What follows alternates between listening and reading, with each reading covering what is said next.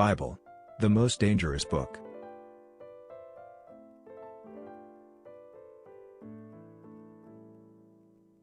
If up until recently, there was no need to pay a great deal of attention to the Mosaic religions, it is now imperative to take a second look at the connecting link that supposedly exists between these religions and God. Most people are not aware that Moses was not the first to promote a monotheistic religion and to recognize only one God. Such title belongs to Pharaoh Akhenaten, who lived in Egypt at the times of Moses. Only after Akhenaten, Moses started to write the Bible, reproducing in it, with new features, a new edition of the famous Epic of Gilgamesh, about 1,000 years after this, had already been written. But Moses was the first historical prophet, recognized by Jews, Christians, and Muslims. Instead, Abraham, Noah, and other prophets who have been reported in the Bible to have lived before Moses are only some of the many characters invented in this book. In fact, there is no historical evidence of any of these others in any place, except in the Bible, written by Moses.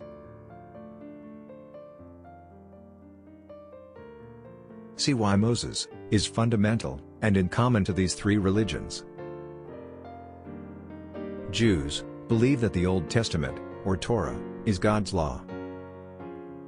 Christians believe that Old and New Testaments are both God's law. Muslims, besides the Old and the New Testaments, they believe also the Quran is God's law. All three religions have in common the Old Testament written by Moses as God's law. In a twisted irony, when Moses spoke in the name of God from Mount Sinai and lied to those slaves running away from Egypt, Moses could not have known that he was also becoming the founder of three religions that would have become sworn enemies for the rest of times. What should capture the attention is the narrative of this event. In our days, it would not be believable the story of a man who claims to have spoken with God while he was alone on a mountain, and that carries two stones carved by God's finger. Instead, beyond all the logic, and without any support, this claim from Moses became the single foundation upon which these three religions were built.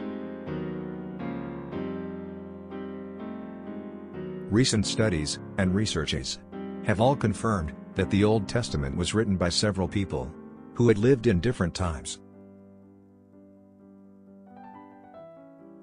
It comes as a surprise, the fact that the result of these studies, produced by religious scholars, is in net contrast with the doctrine taught by their own religions. Or that Moses, in the Old Testament, had reported God's textual words, and wrote them by his own hand. The difference between these two versions is unbridgeable. Although after thousands of years, the two now overlap.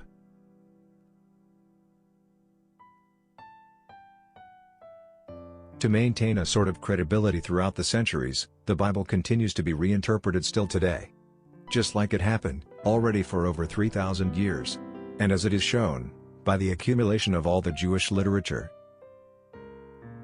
This is entirely compiled in the Talmud, and conveniently written and rewritten also in our days to justify the contents of the Bible, when in contradiction with the new understandings and the new discoveries. The text of the Talmud is used like the key to reading the Bible, although this key is constantly changing with time.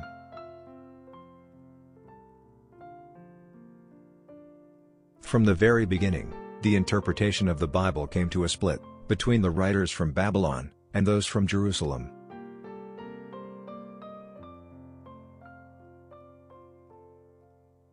The method of interpretation of the Talmud Bavli, or Babylonian Talmud, favors the art of debate, for the search of one possible truth, hidden in the Bible.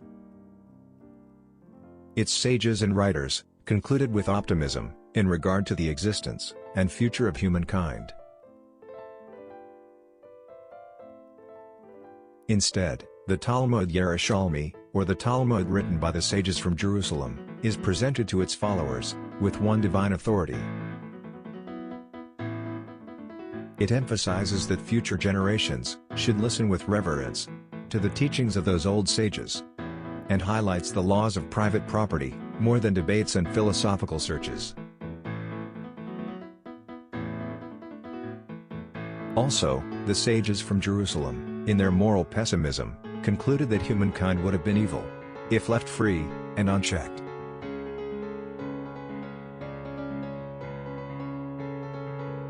Thus, from the very beginning, the Jewish religion started to divide.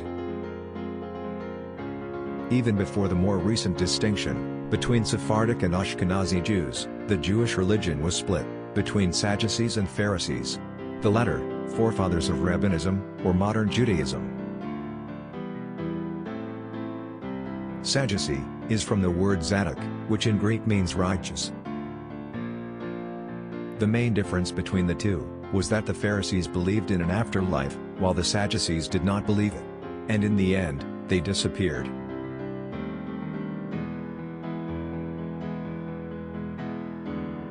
This evident fracture became a contagious example. At about the same time, Jesus, a Jewish man, broke with his religion to found one new belief, also founded on the afterlife, and described in the New Testament.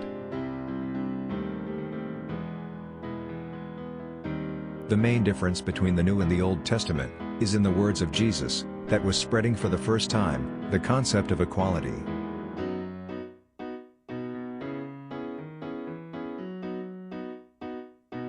Six centuries after Jesus, the religion of Islam started with Muhammad. Although separate from Jewish and Christian religions, Islam maintained the same teachings from the Old and the New Testament, which are both included in the book of the Quran.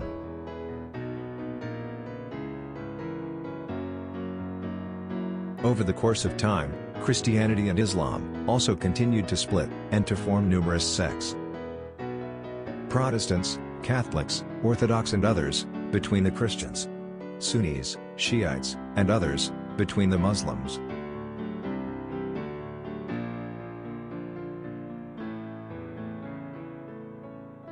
Because of the fantasies invented in the Bible, it will be almost inevitable that humanity will have to face insurmountable obstacles. For example, a small ground in Jerusalem represents a deeply rooted split between Jews and Muslims.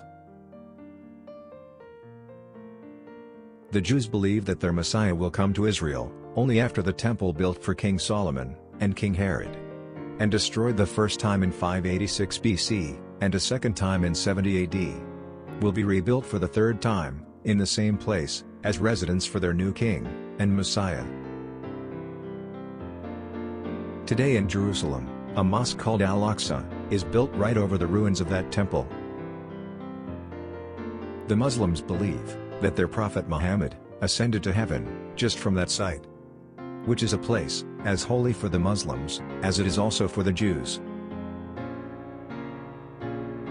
Today, it is difficult to imagine the Muslims in Jerusalem to generously offer to destroy their mosque for the Jews to rebuild their temple. Similarly difficult is to imagine the Jews abandoning the idea to receive their own Messiah.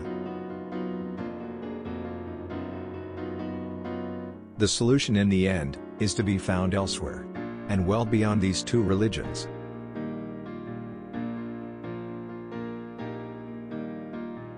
Although all people were made to believe that to accept science is to also reject the faith in God, we should have instead an understanding of God that is not in contrast with science.